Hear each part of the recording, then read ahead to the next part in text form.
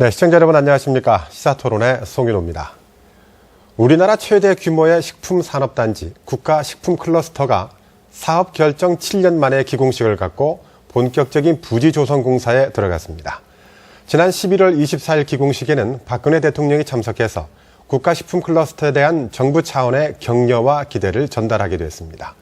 오늘 시사토론에서는 국가식품클러스터가 갖는 의미와 역할을 살펴보고 우리나라 식품산업의 중심이 되기 위해서는 풀어야 할 숙제는 무엇인지 점검해보는 시간 마련해보겠습니다. 그럼 오늘 나와주신 분들 소개해드리겠습니다. 강승구 전라북도청 농축수산식품국장 자리하셨습니다. 네, 안녕하세요. 네, 박경철 익산시장 자리하셨습니다. 네, 안녕하십니까. 네, 박삼옥 전 농림축산식품부 국가식품클러스터 자문위원장 자리하셨습니다. 네, 안녕하십니까.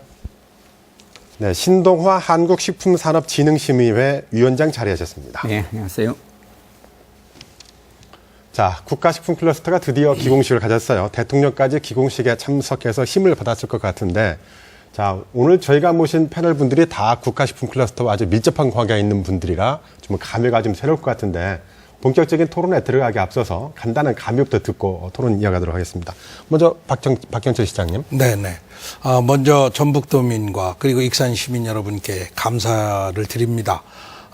우리 국가식품 클러스터는 박근혜 대통령께서 참석하셔서 우리 전라북도와 익산시의 커다란 획을 긋는 발전의 한 그 축으로서 이번에 자리 잡게 되었습니다. 1973년 1위 수출 자유 지역이 지정으로 익산이 산업과 근대화를 이루는 축이 되었다면 이제 40년 만에 2014년 익산시가 익산 국가식품 클러스터로서 다시 한번 획기적인 발전의 도약을 맞게 되었다는데 시장으로서 감회가 깊고 앞으로 헌신의 힘을 다해서 전북도민과 익산 시민과 함께 이 역할을 잘 수행해 나갈 것을 다짐합니다. 고맙습니다. 네. 전북도청 입장은 또 어떻습니까? 예. 사실, 저 개인적으로도 이 업무를 초창기부터 추진을 해왔는데요. 농림부에서 공모한 사업이고 또 대통령 공학 사업이기도 해서 당연히 쉽게 추진될지 알았습니다. 근데 여기 우리 위원장님도 계시고 또 교수님도 계시지만 그간에 상당한 우여곡절을 좀 많이 겪었습니다. 그래서 그 어려운 끝에 올 봄에 착공을 했고 드디어 대통령도 오시고 기공식을 하게 됐는데요. 이 착공을 함으로써 우리 전라북도가 또 동북아의 농식품 허브로서 좀 발돋움할 수 있는 조석이 되었다고 저희들은 그렇게 평가를 하고 시장님 말씀처럼 저희들도 익산시와 힘을 합쳐서 이 클러스터가 성공할 수 있도록 노력을 하도록 하겠습니다. 네, 신동화 교수님. 우리 속담에 물들 때 배절한 얘기가 있죠. 사실 전라북도는 여러 가지 여건으로 봤을 때 절호의 기회를 맞았다고 생각이 듭니다. 특히 FTA에 따라서 우리 농도인 전라북도가 상당히 피해를 볼 것이다 하는 예상이 되고 있습니다만은 대통령께서 이미 지적을 하셨듯이 농업은 앞으로 발전을 할 수 있는 대단히 큰 역량이 있는 분야다 이렇게 얘기를 했습니다. 아마 그것을 저번에는 1차 산물이 농산물을 이용을 해서 2차, 3차 그리고 6차까지 넘어가야 한다 하는 뜻이 담겨져 있고 아마 2차, 3차로 넘어가는데 식품 클러스터가 굉장히 좋은 역할을 할 것이며 아마 이런 것을 할 수 있는 모든 여건을 이번에 다 갖췄다 하는 생각이 듭니다. 다음에 우리가 해야 할 일은 아마 우리 노력이 아닌가 하는 그런 생각을 하고 있습니다. 네, 박삼옥 교수님. 네, 그동안 국가식품 클러스터의 어떤 추진 전략에서부터 입지 선정이랄까, 홍보 전략 또는 여러 가지 그 타당성 검토 이런 어려운 과정을 통해서 오늘에 이르렀고 또 이제 공식적으로 기공식을 하게 돼서 참 감회가 새롭습니다. 그러나 감회가 새로운 것에 비해서 또한 어깨 또한 굉장히 무거운 마음을 가졌습니다. 왜냐하면 앞으로 이 국가식품 클러스터를 통해서 어떻게 동북아 시장을 개척하고 지역 경제를 발전시키고 또 이 국가 경제로 연관시키냐 하는 중요한 과제가 있기 때문에 이 과제를 달성할 수 있도록 해야 된다는 그런 다짐이 필요한 시점이라고 생각합니다. 네. 자, 전라북도 도민들에게는 국가식품 클러스터라는 단어가 좀 익숙하긴 하지만 클러스터가 어떤 기능과 역할을 해야 되는 것인지 그것에 따라서 우리가 국가식품 클러스터 안에 무엇을 담아야 할 것인지를 결정할 수 있을 것 같아요. 박 교수님 어떻습니까? 클러스터라 하면은 같은 종류 또는 비슷한 종류의 산업에 종사하는 기업들이 한 장소에 모여서 인력과 물자와 정보와 지식을 서로 교류하는 것입니다. 협력을 통해서 교류하기 때문에 그 물자를 서로 교류하는 과정에서 드는 비용도 절약할 수 있고 또 정보와 지식을 서로 교류함으로 해서 새로운 지식을 창출할 수도 있고 그래서 클러스터라는 곳에서 관련된 산업뿐만 아니라 그와 연관된 다른 산업도 서로 기술 융합이 되고 또 새로운 기술 개발을 통해서 혁신적인 제품을 만드는데 크게 공헌할 수 있기 때문에 지역 내는 물론 지역 외의 지역까지 합쳐서 기업이 연계를 통해서 발전하고 지역 경제에 공헌할 수 있는 그런 것입니다. 따라서 연구 개발 기능이랄까 또 서비스 기능이랄까 또는 인력의 훈련 또는 교육 기능 이런 홍보 지원 기능 이런 것들이 클러스터 지역 내에 서로 활동할 수 있어야만이 성공적인 클러스터를 발전시킬 수 있다고 생각합니다. 자, 신 교수님. 세계적으로 유명한 클러스터들이 많죠. 그 클러스터 가운데서 또 식품으로 성공해서 국가 발전을 견인한 성공 사례도 좀 있습니까? 어떻습니까? 예, 아마 대표적인 게 네덜란드 푸드밸리를 얘기를 하죠. 그 다음에 이제 그 미국의 나타밸리라든지 이탈리아의 에밀리아 이런 것들을 좀 얘기를 하고 있는데 아마 가장 성공한 케이스가 네덜란드의 푸드밸리 그리고 우리나라 사람들이 지금 이 관계 두는 사람들은 아마 한두 번 다 가봤을 겁니다. 그래서 거기가 매출액만 하더라도 한 650억, 그 다음에 수출만 해도 325억, 한 70만 정도가 거기서 일을 하고 있고, 한 1,400개 여개의 업체가 지금 일을 하고 있습니다. 대단히 성공적인 예지요. 근데 우리가 잘못 생각하면은 푸드밸리, 즉 네덜란드 푸드밸리를 우리한테 이렇게 바로 적용을 시키면 되지 않겠느냐, 이렇게 잘못 생각하는데 그렇지는 않습니다. 거기는, 와겐간이라고 하는 대단히 유수한 대학이 먼저 들어갔고, 그 대학을 따라서 연구소가 들어갔고 연구소나 대학의 그런 연구 기능들이 기업에 필요했던 거죠. 기업에 필요를 해서 그 기업들이 스스로 찾아간 겁니다. 그래서 굉장히 오래된 그 푸드밸리고 이런 데는 연구기관과 대학과 기업이 굉장히 밀접한 관계를 가지고 있죠. 그래서 스스로 기업이 찾아간 데고 우리 지금 사실은 익산 국가식품 클러스터는 자리를 마련해놨죠. 지금 사실은 어떻게 보면 터전을 마련해놓고 기업 보고 오시오. 그 다음에 연구소 들어오시오. 이렇게 하고 있는 거죠. 그래서 우리가 조금 이 접근 방법이 외국의 성공한 예와는 다른 그런 것을 알 수가 있습니다. 네. 자, 박경철 시장님. 네. 동북아에서는 익산에 들어서는 식품 클러스터가 아마 유일한 식품 클러스터인 것 같아요. 그렇습니다. 자, 그렇다면 우리나라가 식품 클러스터를 추진한 배경은 식품 산업을 본격적으로 키워보겠다. 이런 목적이 있어 그런 거겠죠. 어떻게 밑그림을 그려야 된다고 생각하십니까? 네.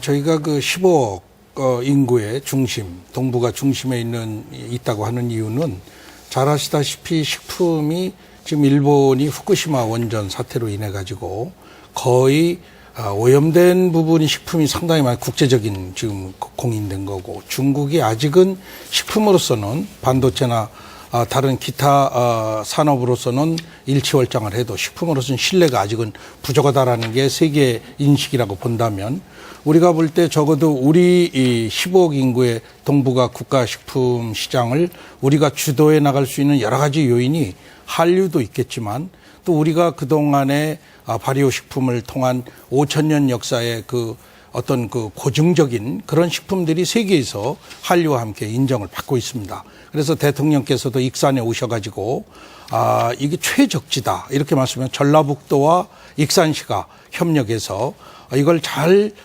추진한다면 지금 여러 가지 면세 지역이랄지 그다음에 외국인 투자 지역이랄지 그다음에 외국인 전용 구역까지 확대하는 이른바 아까 우리 신 교수님께서 말씀드렸던 네덜란드의 푸드밸리 이상으로 우리가 더 발전할 수 있는 소지가 있지 않겠나. 한 말씀만 더 드리면 방금 신 교수님께서 말씀해 계셨지만 저는 이번에 네덜란드 푸드밸리에 가서 그 와게닝겐 대학도 방문했습니다만 그 산학 민정의 거버넌스를 통한 그런 실태를 상세히 보고 왔습니다. 특히 바네벨트 지방자치 도시의 그 시장하고는 우리 대한민국의 처음으로 그 네덜란드 푸드밸류의 지방자치단체와 함께 MOU를 체결하고 우리가 익산 국가식품 클러스터가 유럽으로 진출하는 교두보를 마련했다는 것에 대해서 커다란 의미를 찾고 싶습니다. 네. 자, 강 국장님. 네. 그 송하진 도지사 체제 이후에 도정의 주요 목표가 농업 쪽으로 많이 간 것 같아요. 예, 예. 농도인 전라북도 입장에서는 참으로 다행스러운 일이고 예, 예. 또 농도 전라북도 입장에서는 식품 클러스터에 거는 기대, 효과 이런 것도 많이 있을 것 같은데 예, 어떻습니까? 예.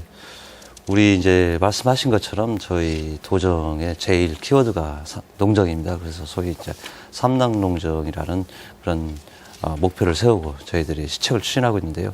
또 이와 마침 더불어서 농촌진흥청 관련, 농촌진흥청을 비롯해서 한국식품연구원 등 농업 관련 유사한 기관들이 곧 이전을 마무리하게 됩니다. 이제 전주 안주 혁신도시에 거기에다가 또 정읍 지역이 미생물 가치 평가 센터라든가 해서 최근에 또 미생물 연구, 농업용 미생물 연구의 메카로 떠오르고 있고요.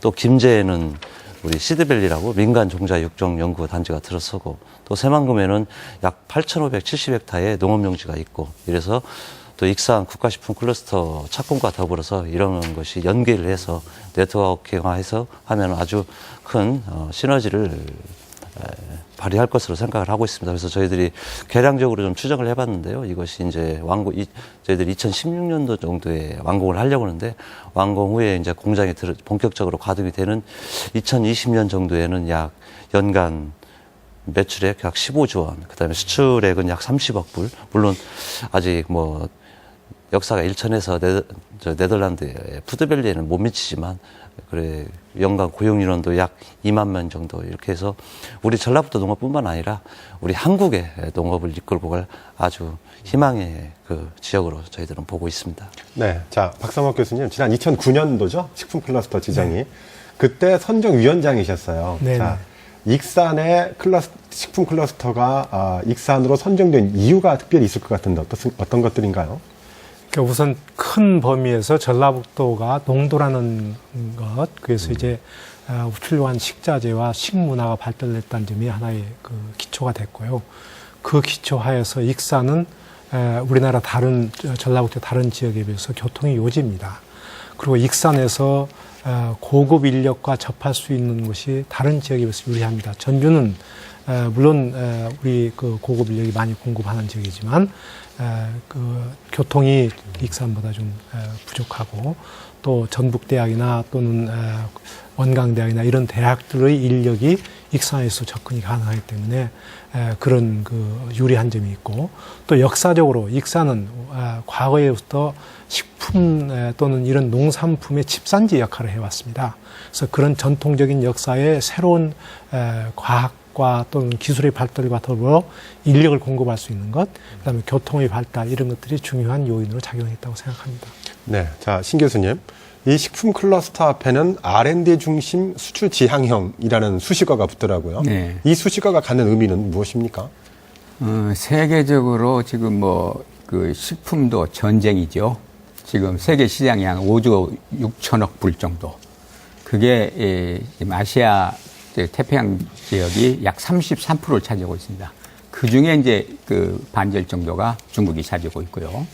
기술 집약적인 그런 제품이 나오지 않는 한 세계에 우리 상품을 수출할 수가 없습니다. 그래서 식품도 IT나 전자 이런 것과 같이 기술 집약적인 제품을 만들어야겠다. 그러려고 보면은 R&D가 기본이 돼야 되고 그 R&D를 기초로 해서 수출 지향적인 상품을 좀 만들자. 그런 얘기입니다. 가장 중요한 것은 사실은 우리나라 식품 산업이 지금 대개 의식까지 접수한 150조 준다고 봅니다. 근데 이제 포화됐습니다. 지금 인구도 자꾸 이렇게 늘어나지 않고 또 노령화되고 그래서 국내 시장은 포화됐고 우리나라 식품 산업이 갈 길이 어디냐? 외국밖에 없습니다. 사실은. 그래서 기술 집약적인 기술을 바탕으로 한 우리 그 부가가치 제품을 만들어서 외국에 팔아먹자. 그 외국을 팔아먹는 것을 우리가 이제 대상을 잘 선정을 해야겠죠. 즉 아까 말씀드린 대로 중국 시장이 엄청난 시장입니다. 또 동남아 시장. 그래서 이런 것들을 향한 우리의 수출 상품을 좀 개발을 해서 외국에 우리 상품을 팔자. 그런 거죠. 그래서 R&D가 기반이 안 되면 이건 사실은 경쟁력이 없죠. 알겠습니다. 자, 그렇다면 다음 주제로 넘어가서 국가식품 클러스터 과연 차질 없이 진행이 될까 한번 또 점검해 보도록 할게요. 자, 박근혜 대통령이 주장하고 있는 것이 바로 창조경제죠. 그런데 농식품 경제 분야에 있어서 그 창조경제의 집약점이 바로 이 국가식품 클러스터다라는 주장도 있어요. 기대도 있고요. 자, 박 시장님. 네. 식품 클러스터 구성이 산업단지와 배후도시로 나눠져 있죠. 네네. 각 구성과 기능은 어떻게 되는 겁니까? 네네, 그렇습니다.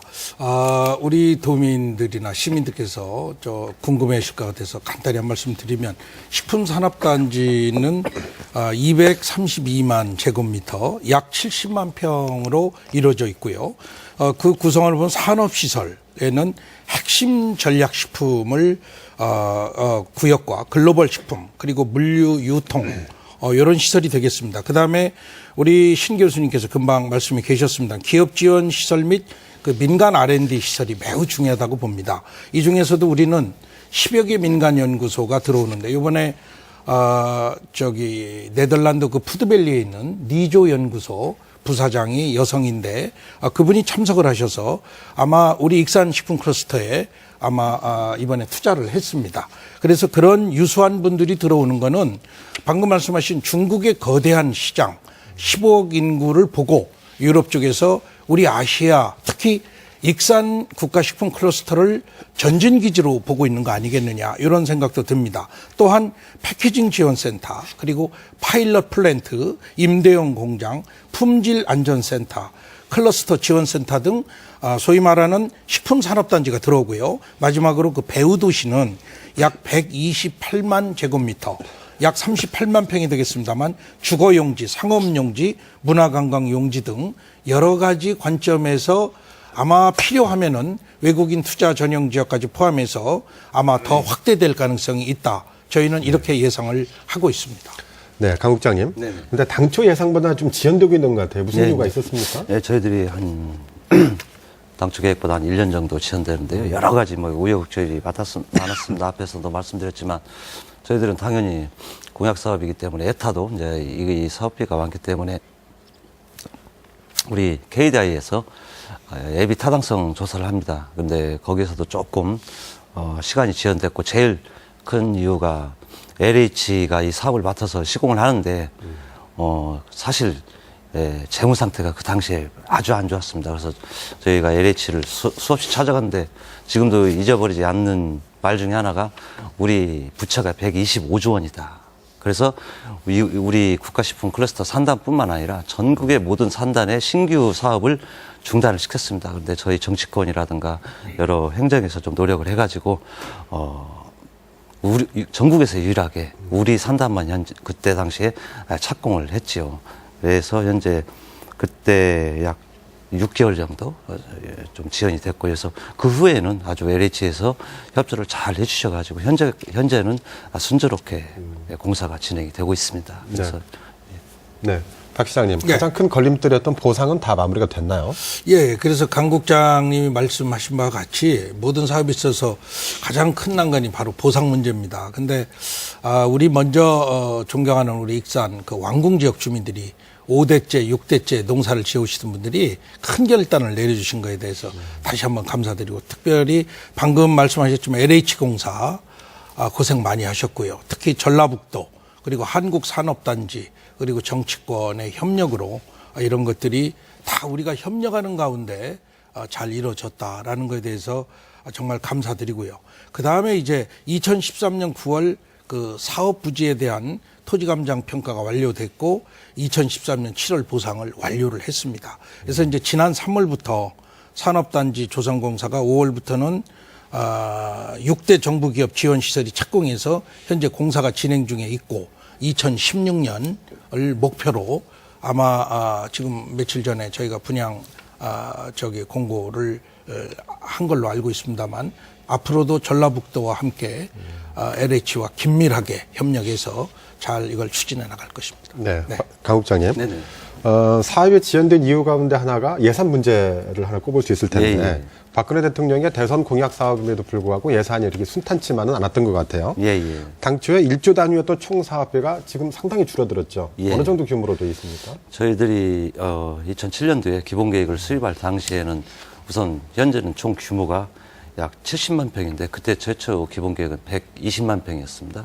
그리고 사업비도 저희들이 추산할 때 약 1조 원 정도의 사업 계획을 제출해서 기본 계획을 수립했고 그걸 KDI에서 예비 타당성을 했는데 그 예비 타당성 심사 과정에서 좀 저희들하고 의견이 갈려서 과연 이 많은 면적의 식품업체가 올 것이냐 그런 걸 가지고 상당히 저희들과 토론과 또 논쟁을 벌였습니다. 그래서 일단 1단계로 120만 평을 70만 평 규모로 줄이고 그에 따라서 사업비도 1조 원대에서 약 5,535억 원 정도로 좀 하향시켜서 현재 사업을 추진하고 있고 앞으로 이 사업이 성공적으로 만약에 추진이 된다면은 지금은 조금은 조심스럽지만 농식품부와 협의하고 또 익산시와 협의해서 2단계 사업을 추진할 수 있는 것인지 그것도 한번 검토를 해볼 사항이라고 생각을 하고 있습니다. 네, 현재 국고와 지방비, 민간 자본의 구성비는 어느 정도나 되나요?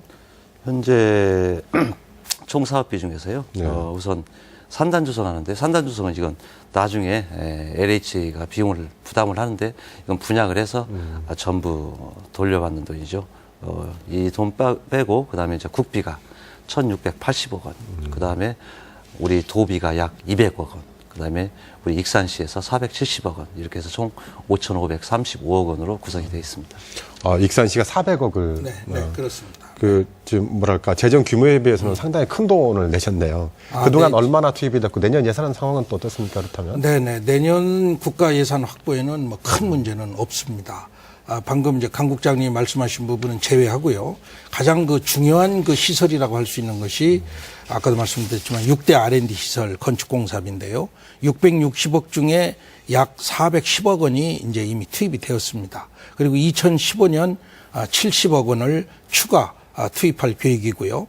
장비비는 410억 원 중에서 135억 원을 이미 확보가 됐습니다. 그리고 2015년에는 50억을 추가 확보할 계획이고요. 마지막으로 기타 그 산업단지 그 조성 비용 이것은 LH에서 지금 확보를 추진 중에 있다고 알고 있습니다. 네. 네. 자, 강 국장님, 이제 예, 예. 기공식까지 가졌으니까 본격적인 예산이 투입이 돼야 되는데 예, 뭐 예. 내년이나 앞으로 예산에서는 큰 문제는 없는 겁니까? 예, 현재 예산은 그 입장에서는? 사실 이게 에타를 통과했기 때문에 이건 에타 통과한 건 거의 의무적으로 중앙정부에서 돈을 에타 한 금액에 대해서는 주게 돼 있습니다. 단지 이제 저희들이 얼마나 투자 유치를 활발하게 해가지고 현재 70만 평 규모 중에서 공장 용지는 약 45만 평 정도가 되는데요. 우선 시장님 말씀처럼 지난주에 최초로 분양 공고가 나갔는데 12월 15일에서 17일까지 저희들이 신청을 받습니다. 그래서 신청을 받아본 후에 그 결과를 보고 저희들이 투자 유치 활동을 좀 더 적극적으로 해나가도록 하겠습니다. 네. 자, 신 교수님. 투자 유치에 성공하려면 기업들에게 매력 있는 곳이 돼야 되겠죠. 그러면 이 기업 입장에서는 클러스터 입주하면 어떤 혜택들이 있는 건가요?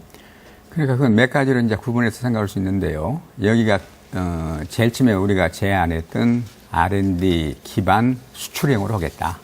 그래서 기업들이 여기 들어오면은 자기들의 연구 역량을 넘어가는 기술 개발이 가능할 것이다. 그리고 또 하나 신제품 개발이 충분히 이루어질 수 있다. 그리고 여기서 나온 제품들은 클러스의 본래 목적인 수출 지향적인 그런 제품이기 때문에 수출에서도 상당히 도움이 될 것이다. 이런 몇 가지가 있죠. 그 다음에 아까 말씀드린 대로 여기는 원료권 이중 확보가 되어 있습니다. 그리고 또 하나 더 중요한 것은 발효식품을 통한 어떻게 보면 산업이 이쪽에 이미 가지고 있는 거죠. 그런 배후의 그 능력들을 십분 이용할 수가 있고 대단히 중요한 것은 어떻게 보면은 다른 산단과 다르게 지원 혜택이 이쪽에 상당히 많이 있다 그런 얘기죠. 그리고 전라북도나 아마 익산 시장님도 말씀하셨습니다만은 기업이 들어왔을 때 많은 지원을 받을 수 있지 않을까. 그런 것들이 여기 들어오는 업체들의 큰 장점이다. 또 매력이다. 이렇게 생각할 수가 있죠. 네. 박 교수님, 해외 입주 기업에 대한 특혜가 상당하다고 들었어요. 좋은 겁니까? 이 클러스터에 들어가면? 해외 기업의 경우에 이제 아까 시장님 말씀했습니다만 외국인 투자 지역을 지정하려고 지금 하고 있고요. 그렇게 될 경우에 거기에 입주하는 기업의 해외 기업에 대해서는 일단 3년간 국세를 면제해 주고요. 그다음에 약 15년간 지방세를 면제하게 됩니다. 그리고 20명 이상 이 지역에 고용을 할 경우에는 그 초과되는 고용 인력에 대해서 6개월 동안 100만 원씩 지원해 주고, 따라서 이 금전적인 또는 세금의 지원이 있을 뿐만 아니라 300명 이상 고용하면서 전액 전 제품 수출할 경우에 거기에 이제 그 임대료를 우리가 받지 않는 그런 혜택이 있습니다. 저는 이걸 보면서 어떻게 느꼈냐면은 이제 조금 더 전략을 바꿔야 할 시점이, 처음에는 그렇지만 우리가 세금을 감면하지 말고 세금은 제대로 받되, 이 사람들이 이제 앞으로 공장이 가동되고 또 연구가 가동되면 고급 인력을 구하는데 굉장히 어려움이 있을 것입니다. 그럼 고급 인력의 훈련과 교육은 우리 지역에서 담당한다. 그 비용은 지역에서 담당한다. 대신 세금은 받으라 이거죠. 그렇다면 기업 입장에서는 이 고급 인력을 투자하는 엄청난 돈이 드는데 그건 매몰 비용입니다. 매몰 비용을 나가면 없어지는데 매몰 비용을 전략할 수 있고, 지역 입장에서는 돈이 들지만 우리 지역 주민의 인력을 향상시키는 거니까 결국 낭비하는 게 아니죠. 서로 윈윈하는 것이니까 2차 단계에서는 그런 걸로 가야 되지 않냐, 그런 생각을 해봤습니다. 네. 자, 식품 클러스터에 대해서 여러 가지 기대가 많은데, 근데 사실 또 자세히 보면 몇 가지 걸림돌도 좀 눈에 띄긴 해요. 자, 먼저 그 새만금에 중국을 겨냥한 식품 단지가 조성이 돼야 된다는 주장들이 있어요. 그 실제로 움직임도 있고요. 그렇다면 익산 식품 클러스터와 중복이 돼서 서로 피해를 보는 게 아니냐는 걱정이 있어요. 익산 시장 입장에서는 굉장히 반갑지 않은 소식들이죠. 어떻습니까, 입장은? 네네. 그 문제는 그 일부 호사가들의 이야기인 것 같고요. 지난번에도 마지막 100번째 우리가 MOU를 체결하면서 서울에서 하얏트 호텔에서 천호식품이 100번째 MOU를 체결했는데, 여인홍 그 농림 그 식품 차관님하고요, 우리 송하진 지사님하고 저하고 모인 자리에서 이건 선택과 집중이라는 논리에도 맞지 않고, 지금 새만금 얘기가 나온다면은 그야말로 새만금도 안 되고 국가식품 클러스터도 안 된다. 지금 우리 익산시가 익산이 만들고 세계가 먹는다라는 그런 캐치프레이즈를 특화청에 등록을 했습니다. 왜 그러냐면 익산 국가식품 클러스터는 박근혜 대통령도 말씀을 했지만 익산이 15억 인구의 중심 국가식품 클러스터로서 최적지라고 국가에서 판단했다. 이렇게 못을 박았어요. 못을 박았음에도 불구하고 이런 말을 하는 분들은 제가 생각할 때 지역을 분열시키는 거다. 그다음에 송하진 지사님도 이건 있을 수 없는 얘기다. 그다음에 농림부에서 강력히 반대하고 있습니다. 그럼에도 불구하고 이런 얘기를 하는 분들은 제가 볼 때 대개가 항상 발전의 동력을 끌어올리는 순간에 꼭 헛김을 빼려고 하는 이런 분들이 있다. 이것은 대단히 잘못된 거다. 마지막으로 제가 생각할 때는 이게 영남권에서도 국가식품 클러스터가 하나가 더 있으면 좋겠다. 이런 말씀이 있다라는 걸 우리가 유념해 볼 때, 국가식품 클러스터는 한 국가가 한 지역의 모든 역량을 집중해 가지고 그야말로 세계와 아까도 말씀드렸지만 네덜란드 푸드밸리나 라파엘리처럼 하나의 선택과 집중을 통해서 국가적 역량을 양산해낼 수 있는 선택을 해야 되는데, 이런 것들이 자꾸만 새만금과 혼동되어 가지고 얘기가 나온다는 것은 대단히 잘못된 거고, 국익을 위해서나 우리 전라북도의 발전을 위해서도 바람직한 일이 아니다. 저는 이렇게 네. 확언을 드리고 싶습니다. 네. 네네. 도의 입장은 또 어떻습니까? 예, 오늘 올 6월에 이제 한중 정상회담도 하고 또 한중 12월에 한중 경제장관 회의도 작년 13년 작년도에 12월에 한중 경제장관 회의에서 최근 새만금 한중 경협 단지가 대두되고 있는데 아직 그 구체적인 방안이 아직 확정이 되지 않았습니다. 그래서 우리 시장님 말씀처럼 우리 익산 국가식품 클러스터가 있기 때문에 만약에 이게 구체화된다 하더라도 가급적 중복을 피해가면서 이 사업을 추진한다는 게 저희 도의 기본 입장입니다. 예. 네, 박 교수님 생각은 어떻습니까? 그 새만금 식품 클러스터가 말이 나온다 하더라도 그 과정이 상당히 쉽지는 않을 겁니다. 왜냐하면 익산 국가식품 클러스터를 만드는 과정에 7년이 걸렸습니다. 기공식 하는데. 그러면 새만금이 지금 말이 나온다고 생각한다면 앞으로 최소한도 5년 이후의 일입니다. 그렇다면 우리는 이미 출범이 돼서 수출이 단계에 들어선다고 할 경우에 그때 만약에 거기서 새로운 어떤 기공식을 한다면 그때부터 5년이라고 한다면 우리가 이런 식으로 생각할 수 있을 거예요. 그건 아까 시장님 말씀대로 누가 그걸 분위기를 흐트리는 개념으로 보지 말고 국가식품 클러스터가 성공하기 위해서는 단순히 이 익산시에 있는 70만 평 갖고는 또는 110만 평 갖고는 만 평 갖고는 부족하기 때문에 뭔가 더 보완적으로 분업화할 수 있는 기능은 필요하겠다. 그렇다면 여기에 이제 성공적으로 완성해서 수출 단계에 있을 때 거기에 공급할 수 있는 식자재랄까 원료랄까 이런 것들이 충분하게 공급할 수 있는 그런 공급처로서의 역할 또는 여기서 이제 연구 개발하고 새로운 제품을 개발하는데 그걸 아주 대량 생산해서 표준화된 대량 생산해서 중국 시장을 염두에 둔 그런 제품을 생산하는 그런 기능들은 아마 앞으로 10년 후 또는 20년 후 고려할 수 있겠죠. 그런 보완적인 측면에서. 보완이 돼야 된다. 그러나 여기서 지금 연구 개발 기능을 중심으로 해서 새로운 제품을 개발하고 기술을 개발하고 하려고 하는데 똑같은 기능이 거기에 한다면 참 힘이 분산되는 효과가 있기 때문에 그렇죠. 바람직하다고 볼 수는 없습니다. 네, 신 교수님 생각은 어떻습니까? 지금 아마 이렇게 나눠서 생각해야 할 거예요. 지금 뭐 어느 지역이 그걸 독점적으로 다 할 수 있다 하는 것은 아니죠. 뭐 지역마다 특색 있게 이런 것은 할 수도 있을 거고, 특히 지금 익산에 들어오는 국가식품 클러스터는 R&D라고는 기술 집약적인 그런 연구 단지를 만들겠다는 얘기입니다. 우리나라에서 사실은 최초죠. 기술 집약적이면서 거기에 필요한 업계가 필요한 업체들이 필요로는 모든 지원을 해주겠다. 그게 원료부터 시작을 해서 가공, 그 다음에 그것을 처리하는 저장 시설, 그 다음에 수출까지. 그렇다면 대단히 중요한 게 원료 확보입니다. 지금 우리나라는 지금 다 아시다시피 식량 자급률이 사료까지 합쳐서 23% 내외입니다.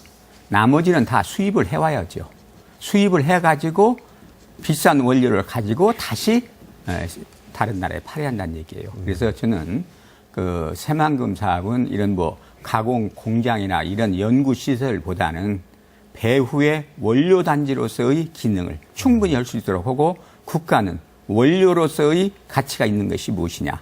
쌀 뭐 그런 거야 놔두고 그 외에 정말 부가가치를 높일 수 있고 수출 상품화할 수 있는 원료가 무엇이냐. 네. 이것을 정확히 판단을 해서 원료를 공급할 수 있는 후방 기지로서의 활력을 충분히 해야 한다고 봅니다. 네. 그렇게 함으로 해서 거기서의 또 다른 것이 파생될 수가 있죠. 네. 그래서 그런 것들은 앞으로 우리가 계속 검토를 해서 해야 될 것이다, 이렇게 생각합니다. 네, 오늘 출연하신 패널들의 얘기를 종합해 보면 서로 윈윈하는 게임이 돼야 되지 서로 잠식해서는 안 된다, 상호 보완적이 돼야 된다라고 이렇게 결론을 할 수 있을 것 같고요. 마지막으로 강 국장께 또 하나 또 질문을 드릴 수 있는 게, 네네. 정부가 지방세 특례 제한법 개정을 추진 중에 있어요. 만약에 그렇게 되면 우리 당장 국가식품 클러스터도 좀 타격을 받지 않을까 걱정이 드는데 이 부분은 어떻습니까?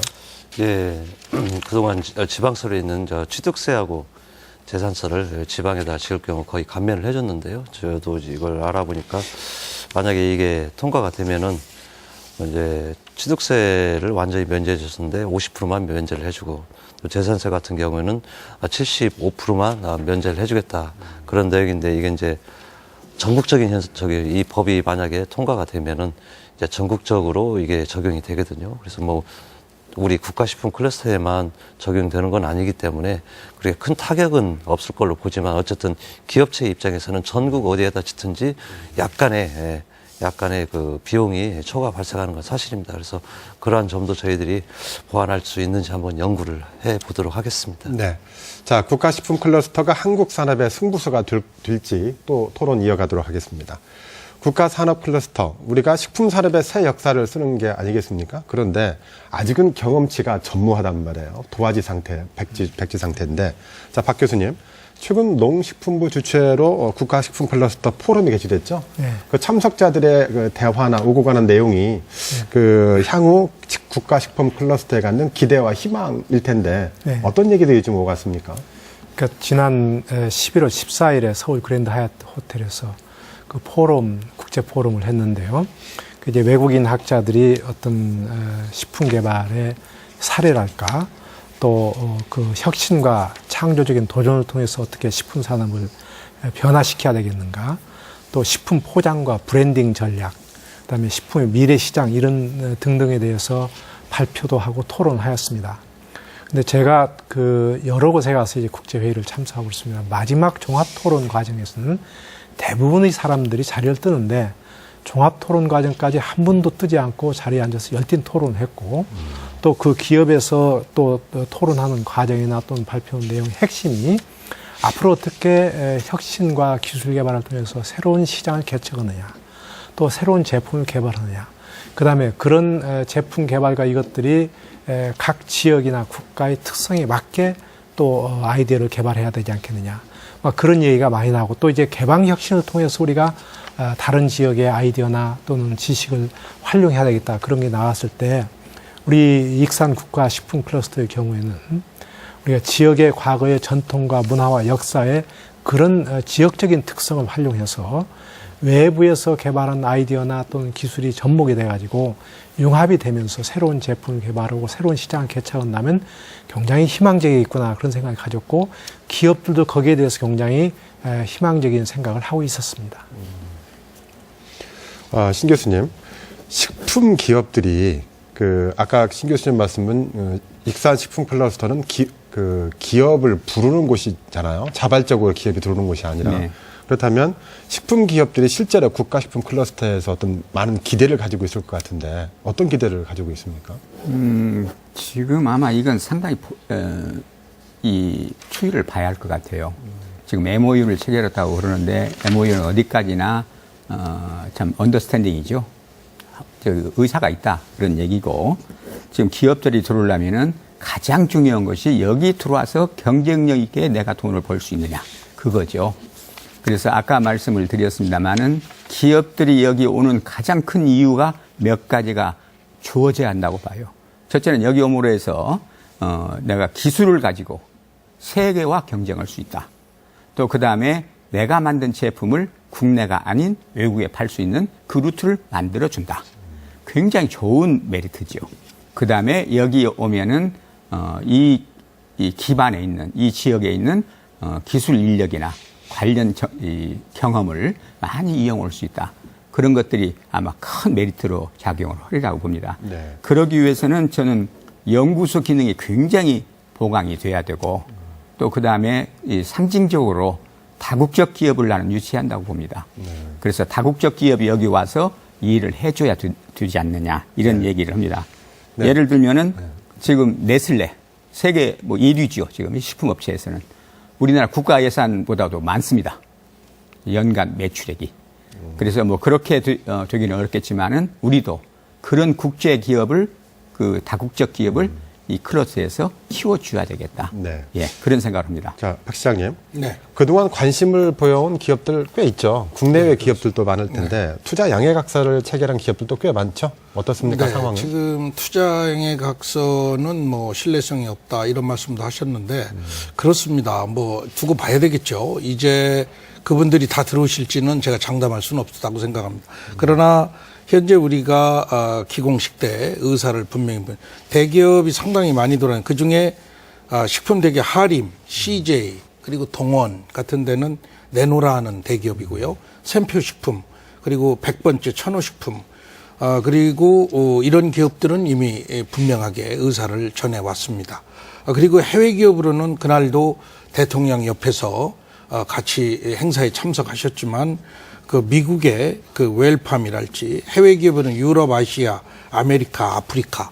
그다음에 그날 차우마마라고 중국의 기업인데요. 거기는 젤리를 만드는 회사입니다. 근데 중국인데 중국에서 중국 제품을, 중국의 농산물을 가지고 판매를 하면 중국에서도 잘 안 팔린다고 본인이 얘기합니다.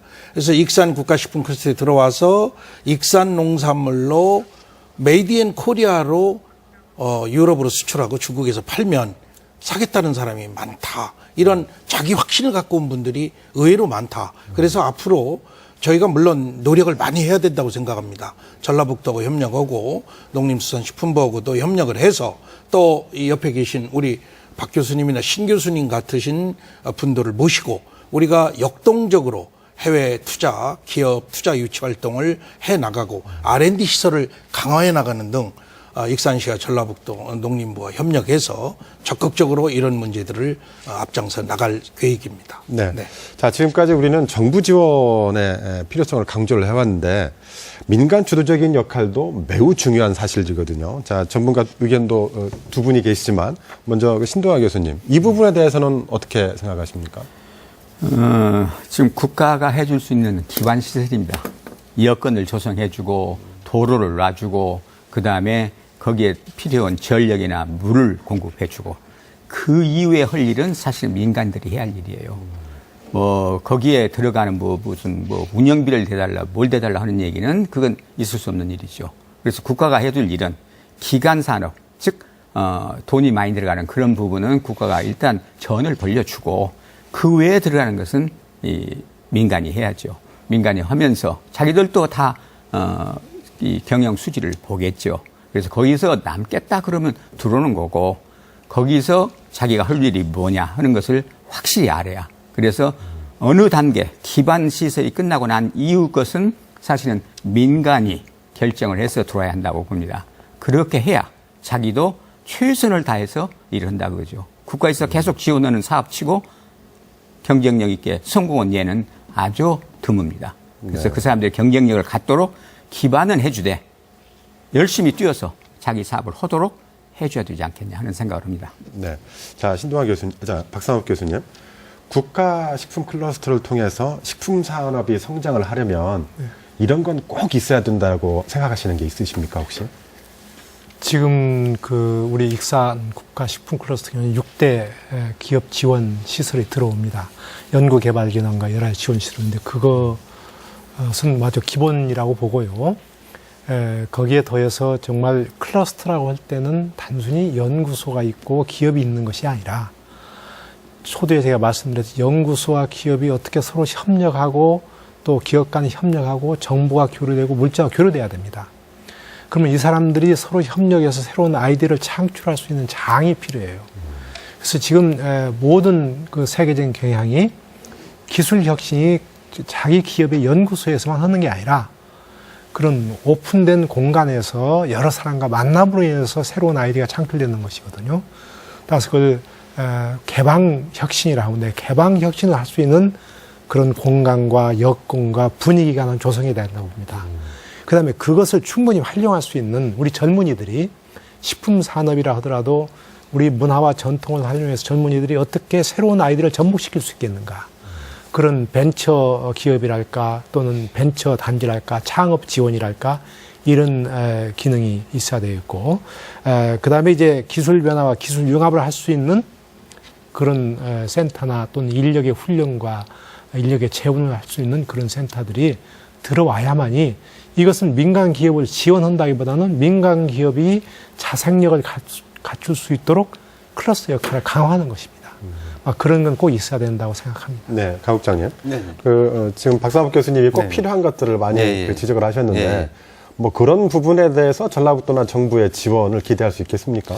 예, 현재 우리 또 신 교수님께서 먼저 기반 시설 같은 것은 당연히 전기가스, 수도, 기본 SOC는 저희들이 전액 우리 국비, 소비, 시군비로 현재 하고 있습니다. 이제 그건 문제가 없고요. 이제 문제는 이제 우리 인력과 기술 그런데요. 기술과 관련해서는 전국 최초로 어쨌든 우리가 6개의 정부 기반 시설이 들어서게 됩니다. 이제 안전성 센터, 기능성 센터, 패키징 센터, 그다음에 파일럿 플랜트, 임대형 공장, 또 이를 총괄할 국가식품 클러스터 지원 센터가 들어서는 게 아주 다른 산업단지하고는 아주 다른 건데요. 저도 그렇게 생각합니다. 이 공장 아니 하드웨어 건물 짓는 것은 아주 쉽습니다. 이것을 어떻게 기업의 수요에 부응하면서 이 사람들을 만족시키면서 그 사람들이 필요한 연구라든가 시제품 개발이라든가 그런 거에 얼마나 우리가 도와줄 수 있는가. 그것이 이 국가식품 클러스터를 위해 성패를 좌우할 수 있는 아주 중요한 요소라고 생각합니다. 그래서 저희들이 한번 운영을 해보고 또 정부에서도 예, 여기서 그치지 않고 나중에 보완해야 될 부분이 있다면 더 연구시설을 확충한다든가 인력을 확충한다든가 또 도내 대학과 연계를 해서 또 식품산업 전문 인력도 양성하는 방안 그런 것을 종합적으로 검토를 해서 간접적으로 식품 기업이 여기 와서 사업을 하는 데 있어서 저희들이 적극적인 도움을 줘야 한다고 그렇게 생각을 하고 있습니다. 네. 자, 토론을 또 마무리해야 될 시간이 벌써 된 것 같습니다. 끝으로 마무리 발언 부탁드리겠습니다. 먼저 박상목 교수님. 익산 국가식품 클러스터가 이제 기공이 되면서 이 지역에 큰 희망이 되고 있는 반면에 또 일각에서는 중국 FTA 체결과 더불어서 굉장히 우려를 말하고 있습니다. 그래서 저는 달리 생각하고 있습니다. 중국 FTA 체결이 결국 우리한테는 위기가 아니라 기회지 않느냐. 왜냐하면 중국 13억 인구 중에서 적어도 10%는 고품질 또는 안정에 관련된 그런 제품을 선호하는 인구들입니다. 앞으로 전북 지역은 전북 지역에 있는 자원과 문화와 전통을 어떻게 농도의 특성과 연관시켜서 제품을 개발하고 연구할 수 있느냐, 이게 초점을 맞춰야 된다고 생각합니다. 네, 신동아 교수님. 예, 몇 가지 좀 말씀을 드리죠. 아마 강승국 국장님한테 제일 먼저 좀 부탁을 드려야 할 건인데, 우리 전라북도에는 이미 아마 식품 관련 또 농산물을 생산하는 그런 연구기관 집적되어 있습니다. 엄청난 연구 인력을 또 연구 시설을 가지고 있죠. 그 기능들이 지금 중복되고 있습니다. 과연 중복되는 것을 어떻게 조정을 해서 한 분야로 끌고 갈 것이냐. 그런 아주 미묘한 그런 기능을 누군가는 해야 됩니다.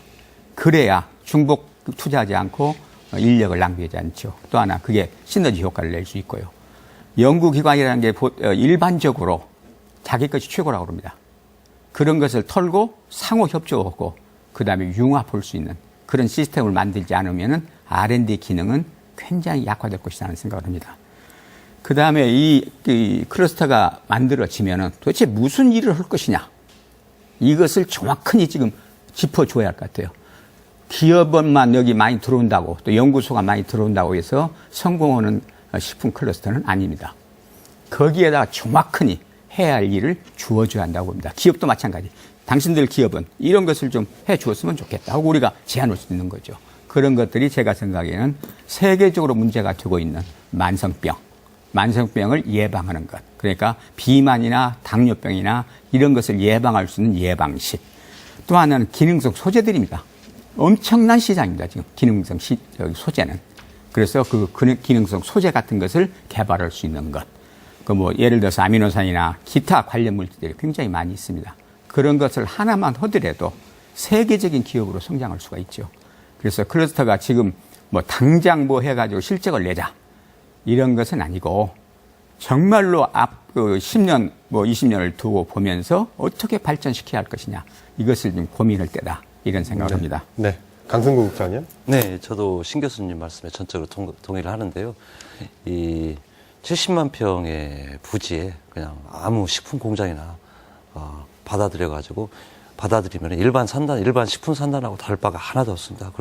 거기에다가 국가 연구 시설을 수백억을 들여서 지원할 필요도 없는 것이고요. 그래서 저희들이